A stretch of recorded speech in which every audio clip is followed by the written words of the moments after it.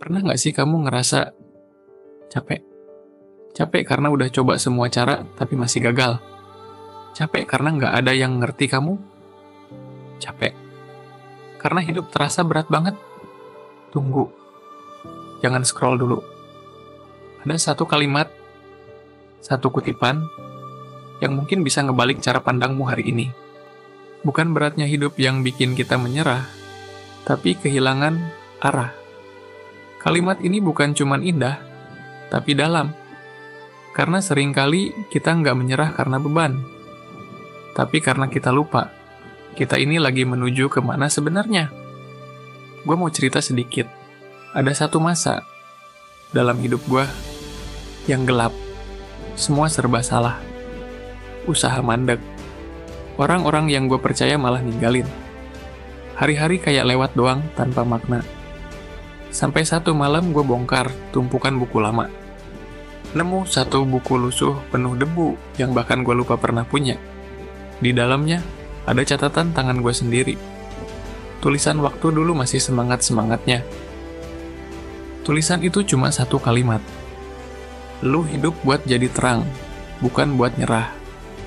Dan di bawahnya kutipan yang tadi. Bukan beratnya hidup yang bikin kita menyerah, tapi kehilangan arah. Di situ gue diem, lama. Gue sadar, selama ini bukan hidup gue yang terlalu kejam, bukan dunia yang terlalu berat, tapi gue yang udah terlalu lama jalan tanpa arah. Gue lupa kenapa gue mulai. Gue lupa impian gue apa. Gue lupa siapa diri gue sebenarnya. Dan itu jauh lebih menyakitkan daripada gagal. Karena orang yang nggak punya arah bisa jalan sejauh apapun, tapi tetap ngerasa kosong.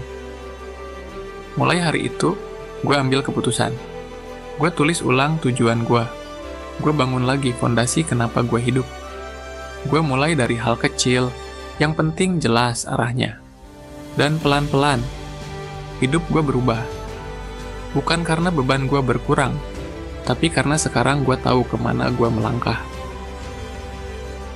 Jadi hari ini, kalau kamu lagi di titik paling lelah, paling kosong, paling pengen nyerah, ingat ini, arah yang jelas bikin beban terasa lebih ringan. Cari kembali tujuanmu. Karena begitu kamu tahu arahmu, kamu akan sadar. Kamu lebih kuat dari yang kamu pikirkan.